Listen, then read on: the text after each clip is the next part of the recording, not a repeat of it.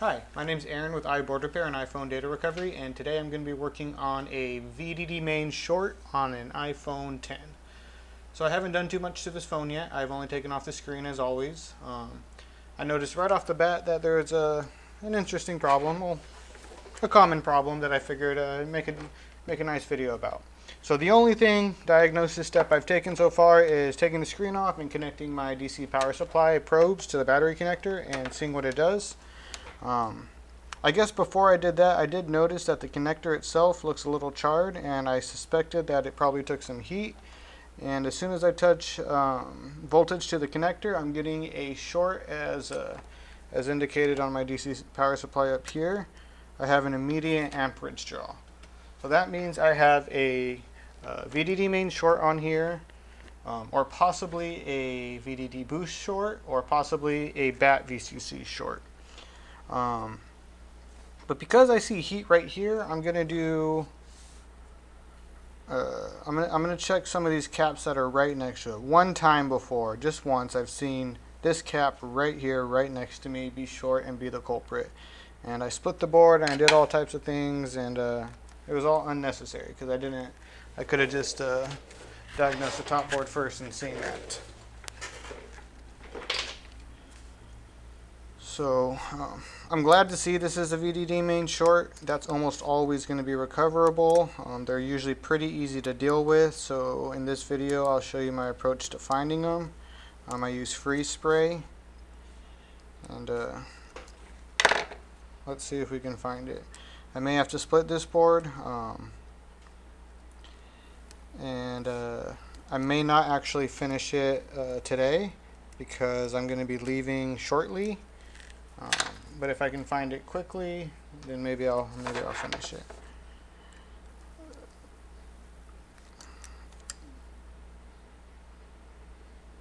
So this is BAT VCC. I'm going to make sure that line's not short.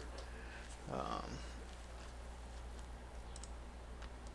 just going to be measuring that to double check, but I want to make sure that the line is what I think it is, so I'm going to pull open my board view software and check the lines out and make sure that is what I think it is. Yeah, that's BAT VCC right there.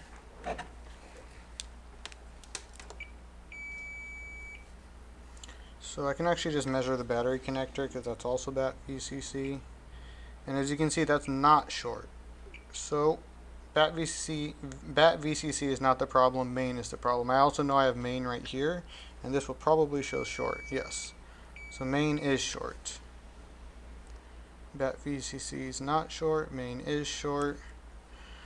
Okay, that's good enough. I'm pretty sure it's going to be on the inside of this board. So I'll go ahead and I'll split this board, and we'll see if we can find the short quickly or not. So give me a moment while I pull this board out of the housing. Okay, board is out of the housing. Here it is.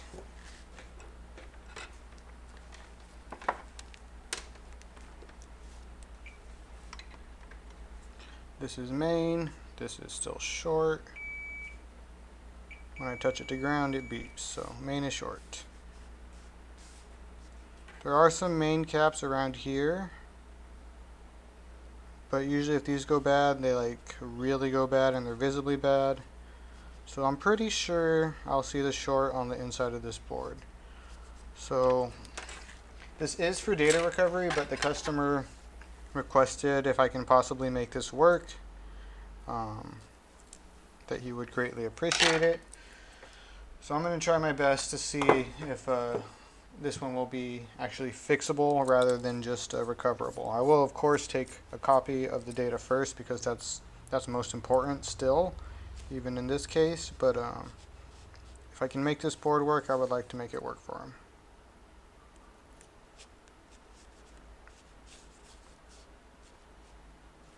Okay, so I have my preheater right here. I'll just go ahead and split this thing right away.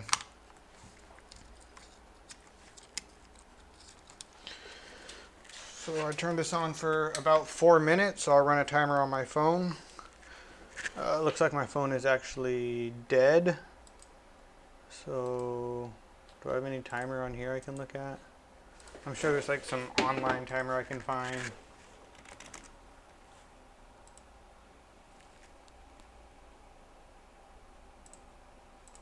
There we go. Good enough. Okay, so I'll let this run for about 4 minutes. This platform doesn't actually have any settings on it, so you don't have to worry about temperature with this. With this one, you just you pull it when it's ready.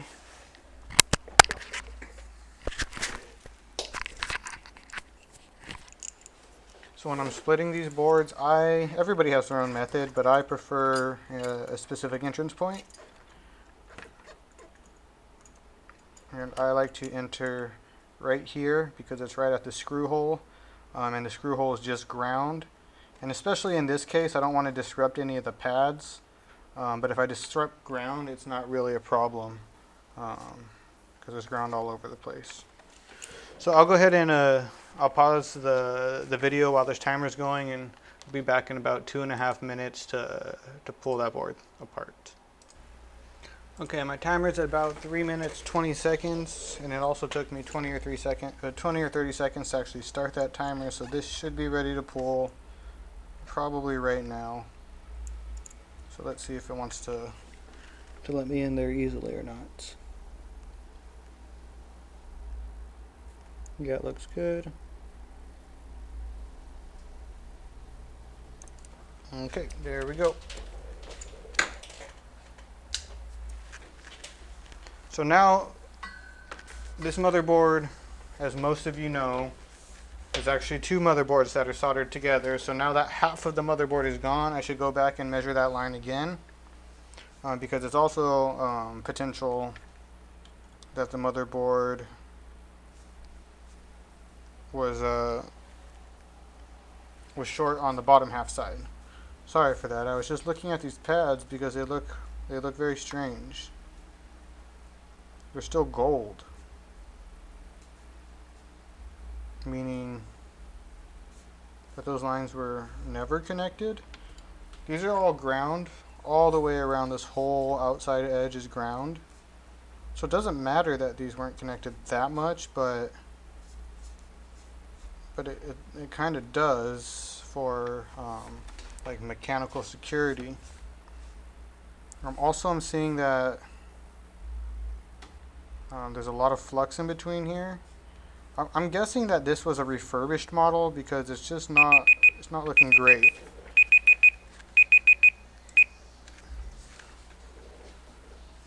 There's not usually this much flux around, and that's just the weirdest thing I've ever seen, is that these are not even silver. If we look at this side over here, where it's connected, I mean, it looks normal on this side. In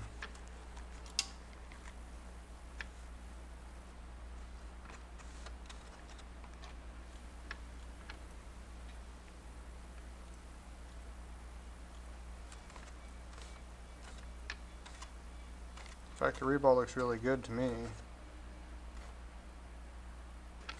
Alright, it doesn't really matter.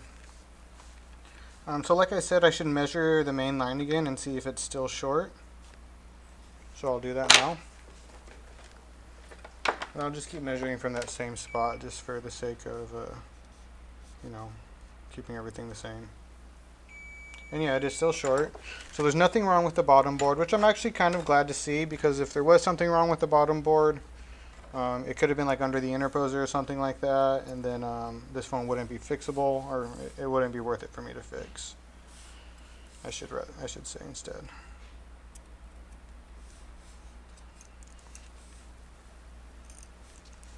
So I'll just clean this board a little bit, and then I'll see if we can find that short quickly just by using free spray. I tend to see like the caps over here be short more often, but I guess I mainly see water damage. I don't see very many like spontaneous mainline shorts on the 10. I have of course seen a couple of them, but it's not like the iPhone 6 where it just pops up right next to the backlight IC like all the time for no reason. There's a few other models that just kind of short themselves out for no reason, but I haven't really seen that too much on the 10. At least not recently. Maybe some of the early models.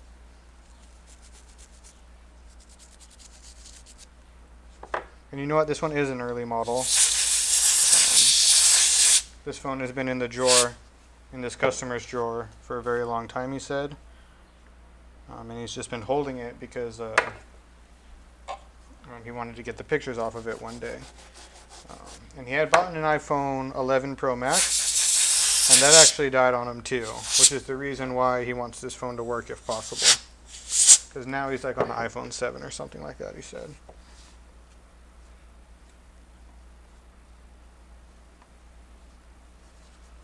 So yeah, let's try to inject into here and see if we can just find something heating up. Let's see where's a good point to inject into.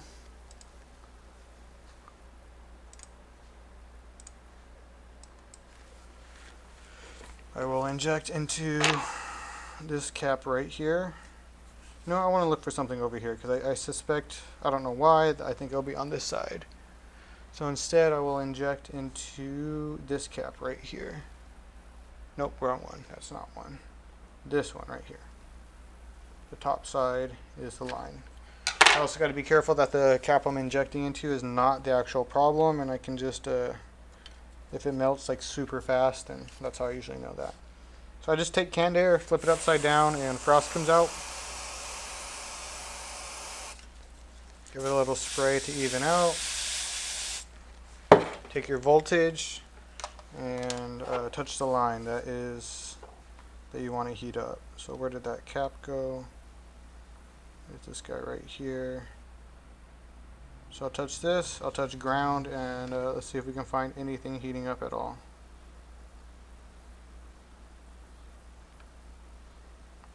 You notice my DC power supply up there showing an amp draw.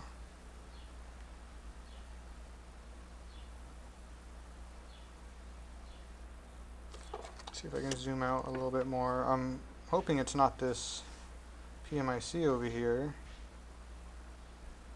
I don't know if that's in your field of view or not.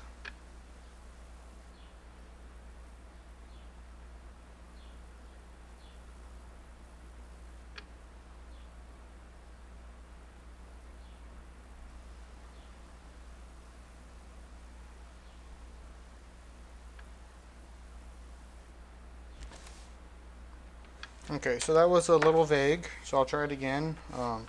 This time I'll keep an eye right here at the camera IC because it looked like it may have started to heat.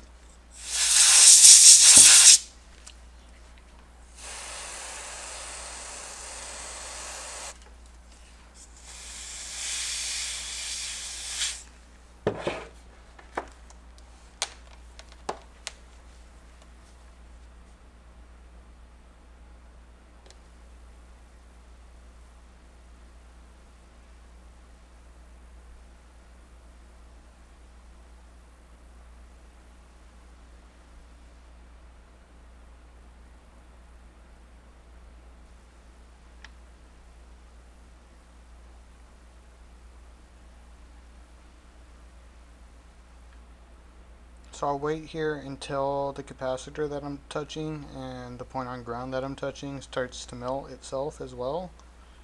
Usually at that point is when the component will also start to melt.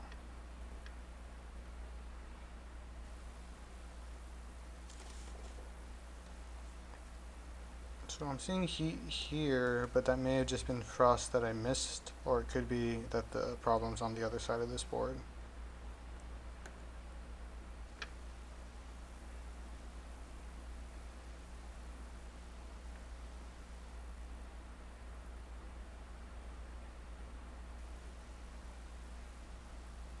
Oh, this cap melted. There you go. Did you see that? It was a pretty quick signal, but there it is. It's pretty clear actually. This one is completely melted and I didn't touch that spot at all. So one more time, just so you can keep an eye out on that area as I'm doing it.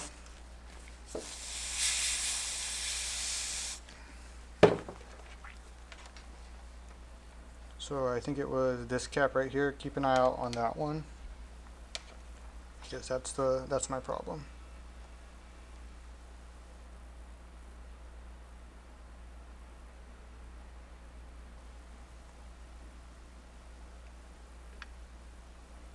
And it does take a while for this one to heat up, but that's fine. It does sometimes it does take a little bit of time.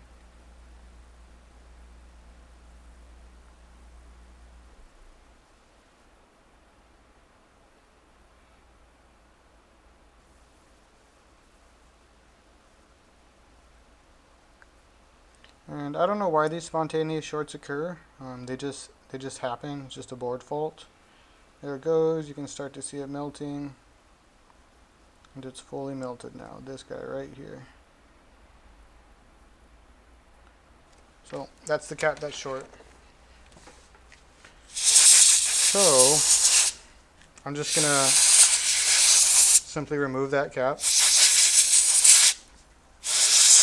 It's just a smoothing capacitor. That one is very much not needed in order for this board to work normally. So I'm just gonna pull it off.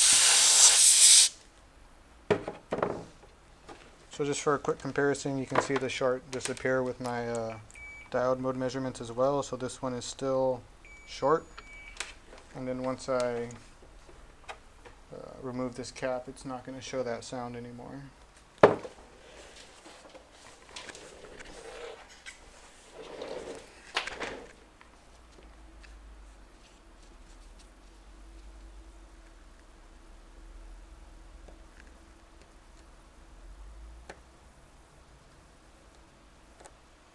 Okay, so that should clear the short. So now I'll go back over to that same spot. No more short. Now it's normal.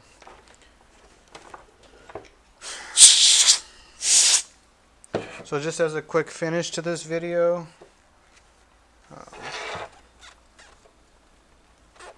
I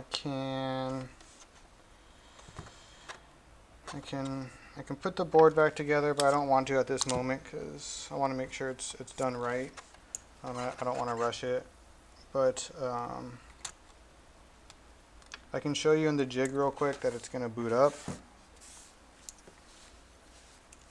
So I'll go ahead and do that.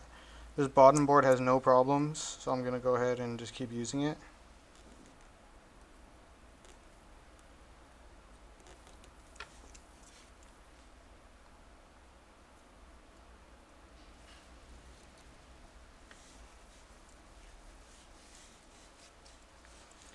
And I'm removing this thermal paste just so I can clean these pads so they make good contact in the jig while I'm pulling the data. I'd rather just keep it in the jig while I'm pulling the data rather than trying to put it back together and pull the data, just because that's like an extra step that could potentially go wrong and cause some sort of problem that you just don't have to deal with if you put it in the jig. So it's better to be safe than sorry when you're pulling data. Just do the thing that's going to be easiest. So that's what I'm going to do. But yeah, so I move that thermal paste just so I can clean this better. And I don't think I've ever heard of anybody killing a phone because it didn't have thermal paste. These phones will die for a million other reasons before it dies from not having thermal paste.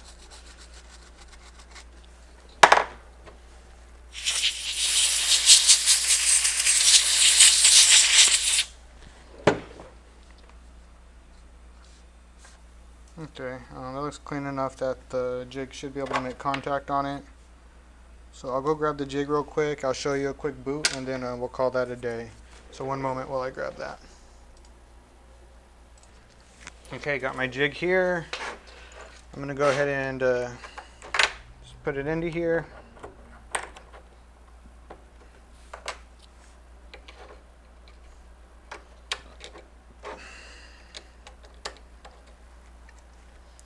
I'm going to use the original screen because like I was saying, I don't expect any problems with any of the parts on this phone. The only problem was that short that we found, and I'm sure everything else works.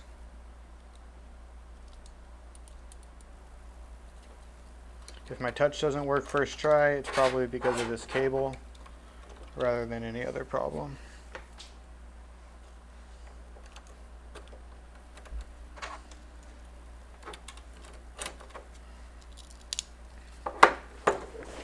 So here's the screen.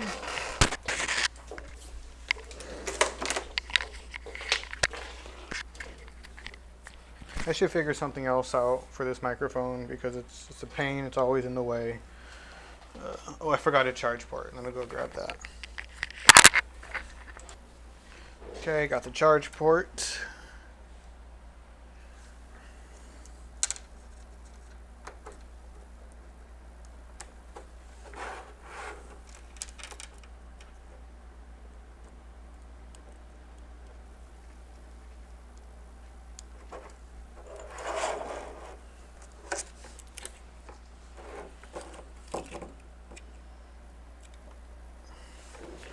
So this should boot right up.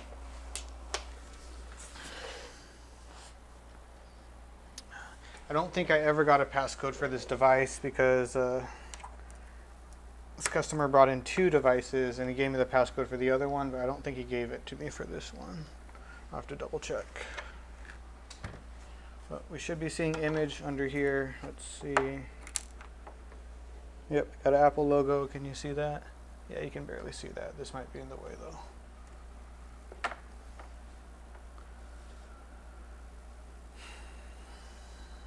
There we go. We got full boot, no problem. There might be no password. There is a password. But either way, that's done. I'll be able to pull this data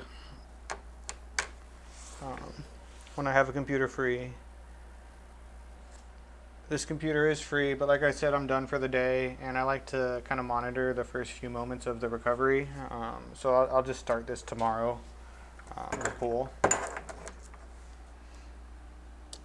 So this one was very simple. I mean, it's a very common problem to have a VDD main short. I usually see it manifest more because of water damage, but these spontaneous VDD main shorts, they've been around as well on every single model of iPhone. More commonly on some models than others. Like I was saying, I haven't seen it very often on the 10, but I have seen it before. And it does tend to be in that area that I was looking at first. I don't know why. That's where most of the shorts show up. But that's how I deal with, no power phone. And then the first thing I do is I see on my DC power supply what it's doing. And my DC power supply indicated that there is a mainline short, and it could only be showing that amperage pull before the prompt to boot. For a few lines, the most common being VDD main, which was the case with this one, but also VDD boost and BAT VCC can all be showing that same symptom of an amp draw before I prompt the phone to boot. There's even maybe a couple other lines that connect through a coil to VDD main that do the same thing, like the speaker amp chips. But once I found that I had a mainline short, I just measured VCC main or VDD main, and I measured it with my multimeter, and I was able to see using diode mode measurements that the line was in fact short. Once I saw that it was short, I just split the board, and I always use freeze spray in order to find the short. I could buy a thermal cam and use that, but I'm just kind of a creature of habit, and I've always used freeze spray, and freeze spray has never failed me. But maybe one day I'll get a thermal cam. I know Jesse Cruz has some good videos on it, but he's got like a big old monstrous device. Not really, it's just like 3 legs, a tripod, and a camera up here, and I don't really have much room for all that. But anyways, that's the video. I hope you, learned some technique or something from what I was able to show today. And I always thank you. I'm always appreciative of the viewers that watch my channel. I don't get very many views. I only have a few hundreds on each video. But it's funny because I do see a lot of people referencing them in the groups. I see a lot of people messaging me saying that they appreciate the videos. And a lot of my customers seem to appreciate that they can see the technical side in action. So I'll continue to make them. Thanks for stopping by. Hope you stop by again. Bye-bye.